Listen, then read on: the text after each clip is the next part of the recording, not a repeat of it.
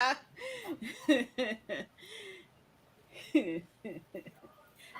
everybody, it's your girl PJamma with PJamma Life. And today we have a lot of fun things to watch today. We're going to talk about Cruella, What If, Archer, and Jolt. So it's a really good batch. So why don't we have the fellas introduce themselves and we will get started. Hey, the guru of all things Marvel, say hey to the people, Pat. Hey, everybody. Glad you could stop by and listen to our humble opinions on things. Humble. And our superstars, intergalactic fan, David. Why don't you say hey to the people? Здравствуйте, товарищи. Welcome. Oh, uh-oh. Hello, friends in Russian. Bring a little Russian to us. Little Japanese last week, little Russian this week. We're in for a good time, everybody. Yeah, so why don't we get started? Cheerio, old chap, and something fabulous with Cruella. From an early age, I realized I saw the world differently than everyone else, That's ugly. including my mother. That's cruel. Her name's Estella, not Cruella. Ignore them. Just did. It might not last. Didn't I just say, hear me roar? It's a new day, it's a new life.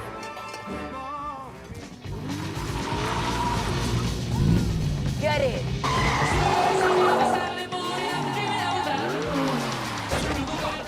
Go! They really would make fabulous coats. Dogs? I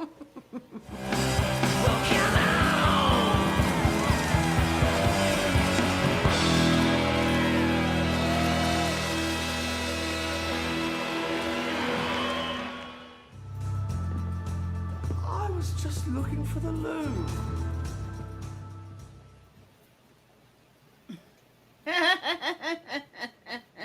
Why don't we start with our fabulous darling, David, please. All right. Well, I tell you, this was the Devil's Wear Prada movie we all really wanted to see. It's a great sequel to that movie. I mean, it could have been just that with this. A lot of fun. This was a lot of fun. An unnecessary origin story, but it's beautifully done. Great cast. I enjoyed it so much. I even did a little bit of homework on it. Maybe we could talk about here how it was a book, and then thinking about the Glenn Close live, the non-animated version. This was a lot of fun. Emma Stone is an amazing actress. She has a lot of range. First time I saw her was in The Ghosts of Girlfriends Past, and she held her own with Michael Douglas and others of a great cast. I'm like, okay, who is this young lady? And man, she's good. So this was a fun movie. I enjoyed it. It was a little, you've got a protagonist that kind of turns in, we know she's going to be a villain. We know this story. So we know Anakin turns into Darth Vader. So we like her. I don't. That's my Cruella. Oh, is that Cruella? Yes. Oh, okay. So yeah, this was a fun one. I enjoyed watching it this morning. It was a good Saturday morning non-cartoon. Hi, Patrick. What you think? Well, I came into it initially skeptical because there's been this real rush to in movies lately to humanize the villains. The Joker movie, this one. Yeah. I mean, here we are. They're misunderstood. No, they're still villains, but this one, because of the wonderful acting of Emma Stone and definitely Emma Thompson. Oh my God, she was the best, and I mean Emma Stone had she was kind of boxed in by what you knew about her, whereas Emma Thompson just got to be deliciously evil, and she was wonderful in it. I mean, I really liked it. solid soundtrack, by the way. I'd like to mention. Oh Yeah, yes, the whole Yeah. the soundtrack lots was of everything. really good movies. God, yes. So I liked it a lot more than I thought I would. Basically, Yeah, Pat, I'm with you. I was definitely skeptical because usually these origin stories turn out to be a pile of dog crap. But no pun it is intended. dog crap. Get it? Get it? Oh, that's very Billy Ocean of you, Pam. Very Billy Ocean. So but I loved it. I was like, wow, this is everything I didn't know I wanted, but I loved. And the acting was, I mean, it just had great people. My secret boyfriend, don't tell my husband. Mark Strong was in it. He's fantastic in everything. Of course, Emma Thompson did her best to steal every scene she was in. Yeah. And I mean, she was just the biggest thief of the whole movie. And the two henchmen, um, I think it's Horace. Is that Horace? I don't Yeah, know. Horace. I believe he's the young man who was in the movie about the Atlanta bombing. Richard Jewell. I believe that's him, and I believe Oh, and you would have thought he was British, but I think he's American. And Emma Stone, she was just fantastic. Now I did my assignment, and I actually went back and looked at the original 101 Dalmatians, Disney, and then I looked at the animated version. I mean the live action version, and then I looked at this one. So there's been 60 years between the movie. I mean, the movies happened within 60 years. And I mean, the 101 Dalmatians is not great. Don't now. And the live action version, not great. But it seems that they based Cruella on the live action movie of 96 with Jeff Daniels and Jolie Richardson. So that's the Cruella that you're seeing kind of in this version of the movie. And man, did they rip it up. I love that time period in London, the West End kind of punk scene was just perfect. I thought they really brought in a lot of I think Patricia Fields, who did Sex in the City fashions, she also did the fashions for the movie.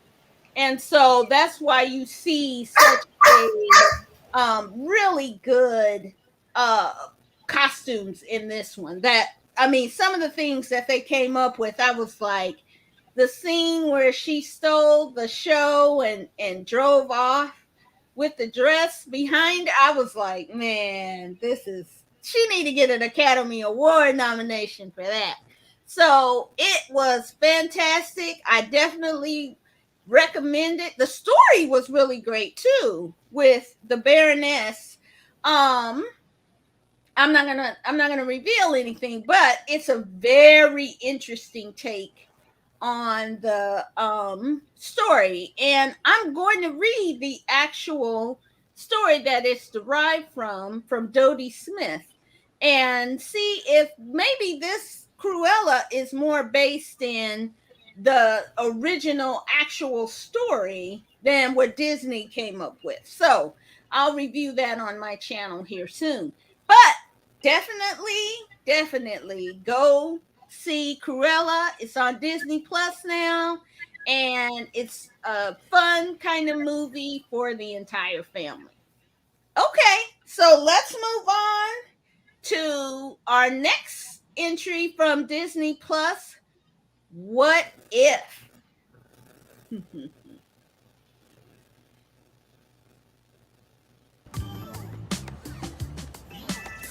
Stark may be eccentric, but he's got potential. What he's got is a hangover. You okay? Start. Tony!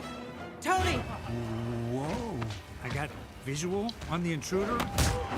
He's a Caucasian male, mid-20s, with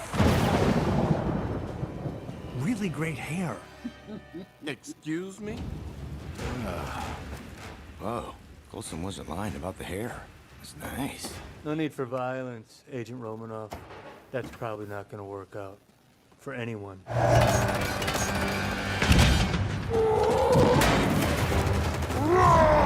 You want some of this? Come on!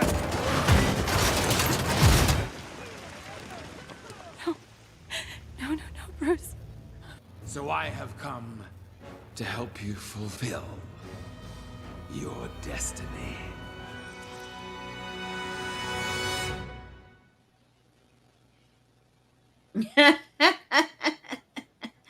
This was a good one. I'm telling you, this What If series is ripping it up. I mean, they are just doing a fantastic job each week. Pat, tell us what you thought of it. A lot of wonderful head nods to the movies.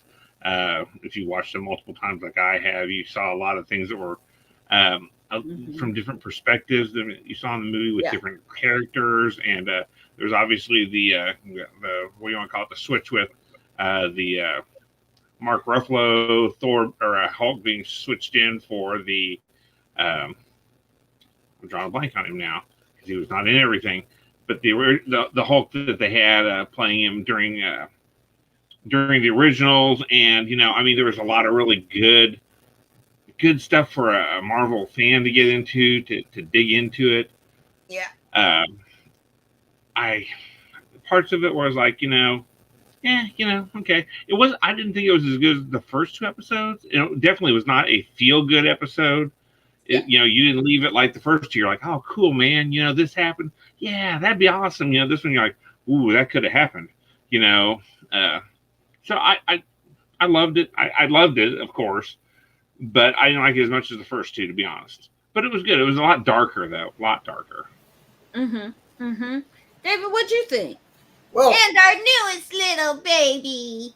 and Oscar, I should have put it David and Oscar tonight, since he was crying to talk about that. He had a real concern about the whole puppy. So he was crying foul against Cruella DeVille in any way being a protagonist. So that's what I had to go soothe him. I like this. What If? Patrick said it really well. This is a very dark episode. I thought it was great how it was done, and it brought you back to those other movies. Not a big Thor fan, but it's like, oh, wait, well, how'd they kill? Oh, wait a minute. Odin took away. So it's like it all brought it back. It was really fun, darker than the others. But I thought, again, it's a very creative approach. Not every story is going to be as positive as you like in the, when you change it up, but it showed that. So again, I thought this was a really fun one. Oscar did too. Hey, man. Oh, the baby. I disagree with Pat. I really enjoyed it as much as I did the other ones because I really like how they're switching genres kind of with each one. So this one was more of a mystery suspense kind of episode. And so I wonder if we'll get like a rom-com or we'll get like, something else that's a little a horror one, maybe. Yeah, you will be getting a horror one. I've seen some things about how they're going to do a zombie version of some stuff. So there's your horror one. Okay. So see, I think that's kind of cool that they're playing with different genres within these tales. So this one, you got a mystery suspense one and kind of film noir almost too. So I really thought that was super cool. And I thought that the animation was different. So I wonder if we'll get different types of styles, like drawing styles each week, because I noticed with this one, it had more of a what do you call it? It seemed to have like a white band around all the characters, and which was kind of cool when you looked at it. And I was like, oh, okay, so this week is even more different than the last 2 weeks. So the different styles that they're using with the animation and the different genre styles that they're using really just make this a unique kind of series that's bridging the Marvel uh original universe with this new cinematic universe. So pretty cool It's overall. selling more toys. Yeah, and Brothers put selling, out the Marvel Legends versions of these what ifs. you know, that is what it's all about, right? Is Right. sell, sell, sell. From our guy in trading trading places, sell, sell, sell. So at the end of the day, that's what Disney is best at. So, you know, that's what we got. So really great entry. So I think this one gets a thumbs up from everybody. So thumbs up. Yep. And we will move on to the next one. Uh, which is Archer on FX, the season premiere. We got a double dose of the world's greatest super spy. So where do you think Robert's taking us for team building? Probably some godforsaken place with more militias than total teeth. I'm thinking Idaho. Or maybe hell. What's the difference?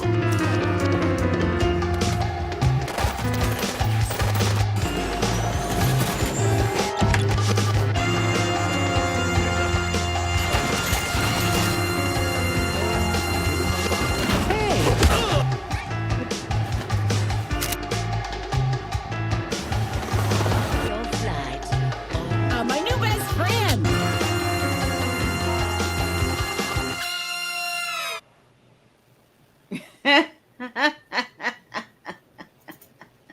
Let's start with David. What did you think of the Archer season premiere on FXX? Well, Pam, first of all, I want to say to you and our audience that this show really allows me to broaden my horizons because I've never watched Archer before. Oh my goodness! I've not seen any episodes. Oh And wow! so I watched the first two of this season. Then I went back and I started. I thought I'd watch the very first episode from way back when too. This is fun. I thought it was great. It's fun, great dialogue. I like the animation. The characters. It's watching Naked Gun, but in a cartoon version. I mean, it's just fantastic. Yeah. So, another great thing to keep you away from doing anything productive or useful in society. Archer, big win for me. That definitely sounds like Archer. And we like to say hey to our buddy Tim Windsor. Tim. He's on here with us. Great to see you, our original guest.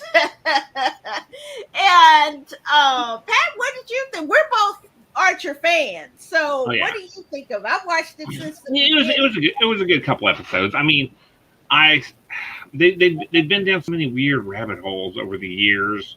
Watching them, I still like the first couple seasons the best when it was still That's a debate.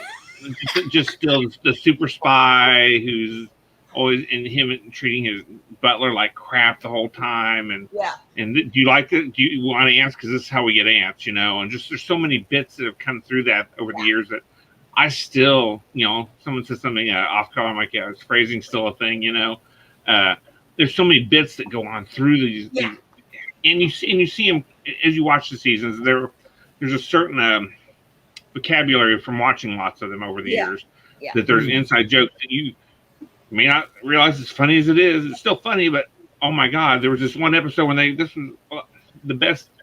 Okay, I'm going down a rabbit hole for just a second. The best episode still is the one where they did the Bob's Burger opening. That is still hilarious. That was the one. That was the best. That was the best meta thing they've done throughout the entire series. That was just so wonderfully meta.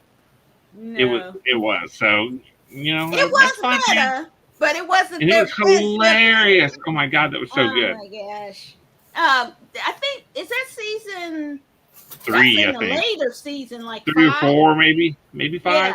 85. Because I mean, it was when Bob's Burger was going on, so people got the reference right away. At least Right. big dummy animation fans like me, you know, we're like, what? Oh, that's Louise. Wait, what? The kids? You know. And they animated it in a similar style. So you got the Archer animation with the Bob Burgers character. So that was kind of a different kind of they looked more real world, not cartoony like they do in the Bob's Burgers. They look more real world. And you know, got Louise with her rabbit ears on. And you're like, holy crap, this is actually supposed to be. Oh my god. Yeah, so good. I thought that was hilarious. Well, I really like these 2 episodes because they're starting to show the fragility of Archer, right? So in the first seasons, he was invincible. Everything he did, he was kind of like nothing could happen to him. And then he had this crazy woman shooting and left him at first in a coma that lasted for 4 seasons. For a season. For several seasons, yes. He awakens to a whole new environment where he's not the center of attention. And I thought it's super cool that they left him disabled. And so he still thinks he's the world's greatest super spy. But of course, he now has this physical ailment that renders him, you know, can be easily defeated, whereas that wasn't the case before. So I think that is a level of just superior writing that you would take a character like that and then have to deal with him having to adjust to his new body and him not being invincible. Now he has, you know, showing some physical limitations. So that is really cool. But I just love the raunchiness of it. They just IDAF. They don't give up. And I mean, now going back to some of the episodes, you know, some of them, some people in this day and age, if you've never kind of grown along with the show, they might seem a little cringy, but I don't care. I still love Archer. I still love how they took one of the characters in Archer Vice, which was kind of a Miami Vice kind of season, and made one of them addicted to cocaine. And Pam, she got really skinny from becoming like eating cocaine cupcakes and eating.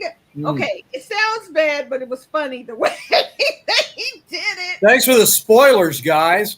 We're like 8 years late, but come on. Still watch it. Still good. 12 years, so still watch it. Still good. And so, but then the next season, they wrote her back as a big girl. So Pam's character, which, you know, I love because we're the same Pam, but she has changed over the season. She's had a lot of growth over the seasons. And so I think that I'm interested in what are they going to do. Jessica Walters just passed away this year. And I watched Aisha Tyler talk about how she was able to film the last few episodes. And so I'm not sure if she's in all the episodes, but I definitely think they'll do some kind of tribute to her throughout the season, because I mean her character is just so central. So I'm curious to see what they're going to do. When George Cole passed away, the character who voiced Woodhouse, the season that they did is Dreamland. David, that is the best season. Dreamland is the best season. All right. I think you'll appreciate Dreamland the most. It looks great. I was shocked at the cutbacks. Apparently, the super spies they've had in their time, they've got some serious cutbacks. They look like they're in ROB3 with like some, you know, some GSA government surplus, just really bad stuff. Oh yeah. Oh yeah. And so now, and the whole new relationship with Lana and her husband, I don't really like it because I'm always rooting for Lana and Archer to be together. So I don't like this new relationship she has. And so I'm hoping it falls apart and she gets back with Archer. And that he goes with Mallory. And so Mallory decides, okay, this is what I'm hoping, FXX, is that Mallory and Lana's husband run off together and live happily ever after. And Mallory finally retires. And then Lana is given the head of the agency, and they keep fighting on. Lana and Archer finally get married. That's just what I'm hoping for. So You heard it here first, folks. yeah. I mean, it's a gender bending, LGBTQ supporting, very supportive of all the characters. The characters in real life are all really close. And in the show, it's really a family show about a really dysfunctional family trying to figure out how to make it. So that's what it is in the end. And that's why, I think people keep coming back to it. So definitely check out Archer this season. It ought to be really good. And I'm looking forward to watching it every Wednesday night.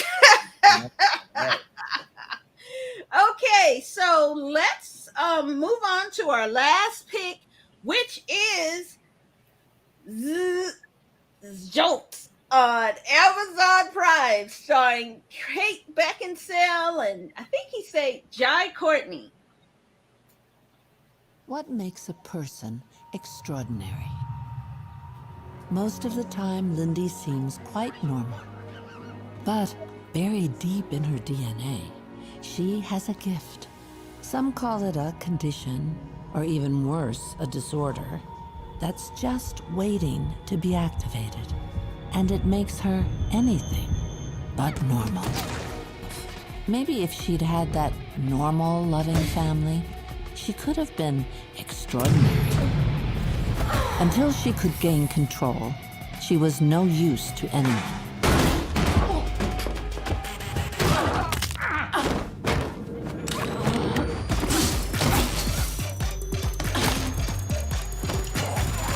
So I'm assuming that the date was a disappointment then?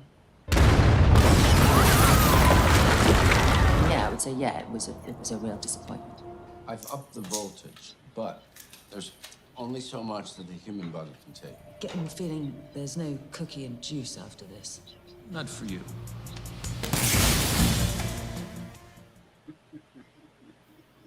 Okay, who wants to start? Let's start with Patrick. He got a sourpuss look on his face.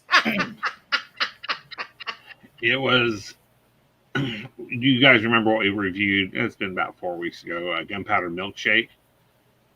Remember that? Yeah. It was the worst version of that. So it had so much potential. It had so many great actors, actresses, but it was weak story. I didn't care about any of the people in this thing. I didn't care about what happened to them. I mean, they had, like I said, a lot of talent. They had Kate Beckinsale looking like Billie Piper from the first 2 seasons of Doctor Who, stealing that look so much. Yeah, go back and look at it. The Chris Eccleston season and the first season of David Tennant. She looks like Billie Piper. She's got that exact same look going for that same look. I can see that. Look, she stole that look. It was just the overall look. The overall movie just was not that great. I mean, it was just like, for that much talent, you would think there would be something better. But I mean, man, it was just lukewarm at best. I could have done something better with that 2 hours. Oh, hour and 42 minutes. Whatever. David, what did you think? Well, I was a little surprised. I thought it was going to be a docudrama on the soda Jolt. That's what I thought we were doing. But no, we weren't. One of these days we'll have to have a documentary about food and beverages. But I digress. Big eye roll. Yeah, I think it was okay. There were some aspects of. I had thought about the Billy Piper. Pat's all right on that. Considering the cast, I don't think it was as good a movie as you woulda, coulda, shoulda. But I thought it was fine. It had a little bit of feel of Atomic Blonde to me. A little bit of that with the action. I will say this: Stanley Tucci, I think, is perhaps Hollywood's most versatile actor. Or one of. I think he's brilliant. I mentioned Devil Wears Prada with the Cruella comparison. I don't even think he got nominated. I don't think there was a better Best Supporting Actor performance that year The Devil Wears Prada came out than Stanley Tucci. The man nailed that role. He was fantastic. He had such heart and just everything. I love the guy. So it was great to see him in this. I never would have thought after watching Much Ado About Nothing that Kate Beckinsale would be like a kick butt action star. But that's what the whole series. Underworld. That's what I'm saying. No, but I mean from the Much Ado About Nothing. That was her opening, that was her first movie. Really? That was her first one. She was, and it was like Kathleen Beckinsale. I mean, so it wasn't even, so I say that to say I wouldn't have thought that her in that role and a very petite would have ever turned into this, shoot 'em up, kick butt. That she wins. I think she was believable in that in this. So that continues that genre. I didn't mind the hour and 42 minutes or so. I put it on pause. It'll go hour and 48 minutes. Went back and got some popcorn. I thought it was fine. It was good to see. Yeah. This kind of reminds me of a Saturday afternoon kind of movie you would go see with some popcorn. Back in the day when you didn't have to spend $15, $20 on a movie. Now, I would have been pissed if I'd have spent $15 or $20 on it. But sitting in my house, in my recliner, with some popcorn, watching this, it was fun. It didn't require much of you. The acting was pretty good for it. I think the story was very kind of thin and could have been beefed up. Yeah. But the actors are such high caliber that they made the most of what they had. It was good to see the kind of combination of Bobby Cannavale and Laverne Cox and then Kate Beckinsale with Stanley Tucci and Jai Courtney with Kate Beckinsale. I was like, wow, and I looked at him, I was like, wow, he really kind of beefed up for this or something, or he been eating too many like ding dongs or something, because he was just not it. And I guess when you're not playing a superhero, like he's not in like Marvel or DC kind of superhero shape. So he's just an average guy. So I thought that it was a really neat kind of it's kind of an old story. It's not, something original. You've seen this kind of a lot, but it was fun. And it definitely is something that you could just put on and cook dinner and, kind of watch or not watch. You're not gonna like stress yourself out watching this movie, and that's sometimes what we need. It was, of course, a very stressful week, so this was kind of a fun escape. So I didn't mind it. So I think we have kind of a mixed bag review on that. Pat thought it was meh, and David and I thought it was, decent, fun. Just as an add-on, it's obvious that they were thinking this was going to do a lot better than what it was, because they left the Camaro-sized hole at the end of it there. You could drive a Camaro through to make a sequel because it's going to be so great. And it was, good luck. Yeah. I mean, I think it's one that kind of, they're like shaking the sieve for movies at this point. I really think that's what a lot of this is. Yeah. So production slowed down so much, and now we're getting all these mediocre product instead of Right. really good product, because they're With just like, really well, big stars. I gotta sell something, what are we gonna sell? Well, I don't have pretty apples, but I got some apples. They kind of got some spots on them, but they're still apples. Yeah. And for these are the kind of workhorse movies, that actors do to kind of keep the lights on. You give them a good check, but it's not the multi million-dollar payday, but it pays the bills kind of movie.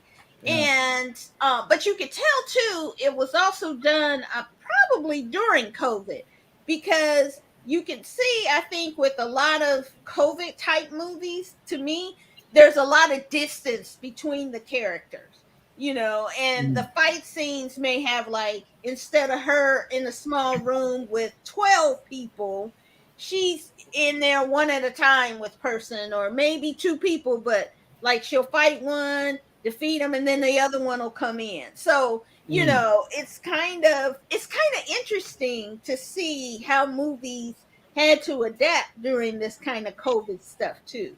So, but it was great stylistically.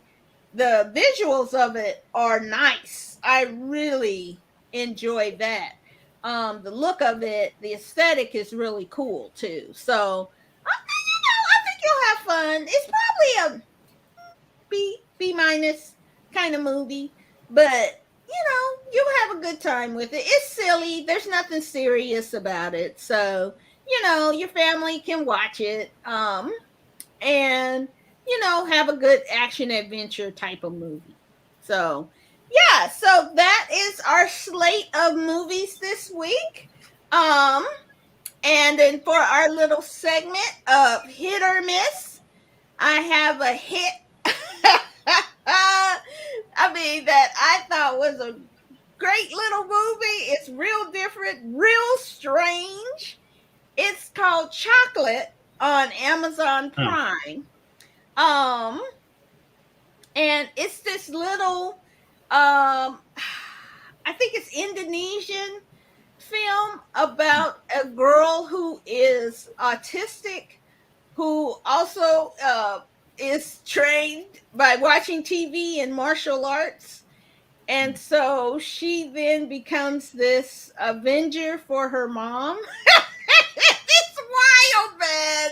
It's wild. It's so unique. I never seen some of the fight scenes, and I watch a lot of martial arts stuff, but I never seen some of the fight scenes that I saw, and it was just like blew my mind kind of. And then to use children who are autistic or who have different abilities in a movie about martial arts, but then talk about what it's like to raise an autistic child and the things that they can do and some of the things that trigger. It was just wild and interesting and different. So you might want to check that out. Anybody else have anything that's a hit or a miss? Well, I'm going to go old school. Oh, no. Don't go back to the 1940s. 1946 to be precise, Pam. Oh, no. You better not say Bayberry RFD. No, that show was actually late 50s, early 60s. No, I am talking about Raymond Chandler's The Big Sleep. Humphrey Bogart, Lauren Bacall. Yes. We saw Reminiscence last week, which was kind of like that homage to a film noir. And I rewatched The Big Sleep this week. Yeah. And boy, you've got those scenes, just how the detective and the story comes. And it is an excellent movie. You've got the great connection, chemistry between the stars, but it's a wonderfully done film. It would actually be great with some of the issues there with revenge porn and blackmail. It is actually a story that could come today in 2021 and be just as relevant, just as good. It's an exciting flick. I highly recommend it. If you want to go old school, and sometimes we should, not always, I am going to promote the Ernest Goes series of films next week. Tell you about the best Ernest goes to different places. But in the meantime, you don't mean the goofy Ernest know what I mean, goes Bird? to Hollywood? Know what I mean, Bird? Oh, no, I'm kidding. But go watch cut The you Big off. Sleep, I'm gonna everybody. cut off your camera. He was a Shakespearean actor, I might add, from home. I know. He had a. It's just. He got a paycheck, so everybody just get off of him. Okay, come on. Yeah, I mean, That's right. But anyway, watch The Big Sleep. It's prostitutes get paid fantastic. too. I mean, 20 bucks or 20 bucks. I don't tell you. oh, Pat, do you have anything? Yeah, I don't know if any of you guys are connected to the internet, but there's this thing called the Spider-Man trailer for the news drop this week. No, It was fire. It was so good. There's so much stuff in it. Man, I have watched this thing about 20 times, and I'm unpacking each little bit, trying to look at the little things. Oh wow, yeah. Oh, that's a little. Oh my God, look at this. What the heck? This is this and this. I mean, there is so much to go on in that, and I'm really excited about the Spider-Man movie. I didn't think I was going to be. I was like, I wasn't excited about them doing what looks like a mismatch. And I mean, for sure it's a mismatch. Now they put Alfred Molina in it as Doc Ock. He last time you saw him was in a Tobey Maguire movie as Doc Ock. So that's like 2 iterations of Spider-Man ago. And I'm like, because now Disney owns all of the Spider-Man property. Well, I think Sony. Well, that was Sony, isn't it? Yeah, okay, they bought up. Well, they bought Fox. Yeah, they bought Fox, and Fox owned. I thought think Sony some of those properties, and I think they scooped up the rest. I mean, I'm super enthusiastic and super hopeful about the fact that now that Fox or Disney owns the X-Men properties, that you're gonna see those come in. Yeah. And they also own the Fantastic Four properties because that's like the first family of Marvel Comics. Yeah. There's a lot of stuff that we can really get into with this, and with this multiverse that they're obviously buying into very heavily. There's so many ways they can go with this. I mean, they're going to bring Alfred Molina back. You hear William Dafoe's voice cackling as they throw the goblin bomb, pumpkin bombs that Green Goblin used to throw. Yeah. I mean, you see hints and bits of other actors or other people. I think they're going towards it's the Sinister Six is what they're heading towards, which is like a team of supervillains that teamed up against Spider-Man. Yeah. I mean, I've heard stories that Andrew Garfield and Tobey Maguire are on board. That's what I heard. To be Spider-Man and Spider-Man also. I mean, the multiverse has opened up all these possibilities, and you see this has been the genius of Disney. They have taken all these disparate groups and have been able to fold them in with this multiverse. Now they've got infinite possibilities. They've got infinite chances to reboot things too. Like, okay, we can't get Hugh Jackman to be Wolverine anymore, but we can go ahead and reboot it back to here and introduce him in a different timeline, and then they do 10 films with him, and then they go do another guy as Wolverine from another multiverse. I mean, they just gave themselves a free pass to do whatever the hell they want now, which is great because they've done such a great job of it. I mean, this is a wonderful opportunity to do so much. I'm sad that it's not going to be Hugh Jackman because the guy was shredded like a Julian salad, and I get it, Yeah. And besides that, he was just a great actor. And a good guy. And just a great person, So I don't want to see anybody else be Wolverine, and I don't want to see anybody else be Black Panther, but we know that's coming down the pike. Yeah. So then there'll be other things happening that, but then I might be surprised like I was with Cruella. So I think, because if you look at all the movies that Marvel has done since Iron Man 1 all the way up to, whatever, I haven't seen change. Movies later? Yeah, something. I mean, there's been one that was not spectacular, that was just okay, or maybe two. You might go two. I mean, Thor 2 was pretty weak, and Thor 2 was weak, and The Incredible Hulk was okay. I mean, but the rest of them are all super solid. I mean, Captain Marvel was anyway, but I mean, she's getting another chance to redeem herself with the Marvels coming out, I think, next year. Better. Well, they're gonna have Miss Marvel too, as well as Captain Marvel. Yeah. So and the Inhumans kind of weren't great. That was a TV property, but they were okay. But the Jack Kirby run of writing the Inhumans was amazing. It's super golden age classic, top shelf type of Jack Kirby work. So there's a lot of good chance for this to be good. And we'll have. The second trailer intrigued me quite a bit more. Yeah. So we'll see. And the Eternals, that's coming out. That looks super interesting. I'm sorry. Sorry about that. I just didn't human. I mean, there's a lot of things that this can go. I've heard Secret War or the Skrull invasion is another big thing. Because we've had Skrulls in here. They've been hiding among us. Obviously they were impersonating Nick Fury and Maria Hill at the end of Far From Home with the Spider-Man, because we got Skrulls there. We had them in Captain Marvel, or So there's a lot of storylines. There's so much material that they can pick and choose. What path do they want to go down for the next 10 years, like they did with the Thanos storyline? Kevin Feige, is that how you say it? Yeah, he's got a plan, Him and Jon Favreau, Jon Favreau, they definitely have a vision and a plan. So. They do, but it shows that Marvel, in terms of an investment by Disney, because of the body of work, how they've redone stories and different things and so many characters, that really was it. There's a lot of angles you can go, and it was, if you're going to buy something, that's got a lot of mileage. Where I think Star Wars, they've tried to start and restart.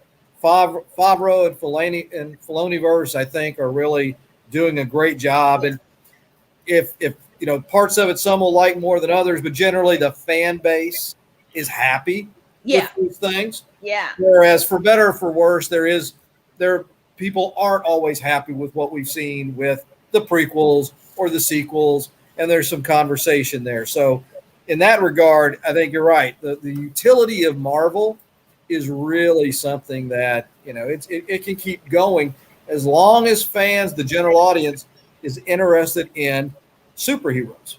Let's see what happens. And I think because the genre is not just about the action, the best ones are about the stories, the personal triumphs and failures of the characters and how they overcome those, and the family drama. And that's the best story, and that's the anchor of all of these, of the best of the thing, which DC seems to miss. And so until DC figures out how to write those compelling basic stories about the human experience, they're going to keep missing it. So but there's good stuff coming along down the pipe that I'm looking forward to. And we hope you are doing the same with PJamma Life and looking forward to us. And if you are, subscribe to the channel and join us next week. And guys, say goodnight, and we will leave it with the people. So say goodnight, people. Good night, people. Good night. Das Vidania. Das Vidania, товарищи. Fear is the most killer.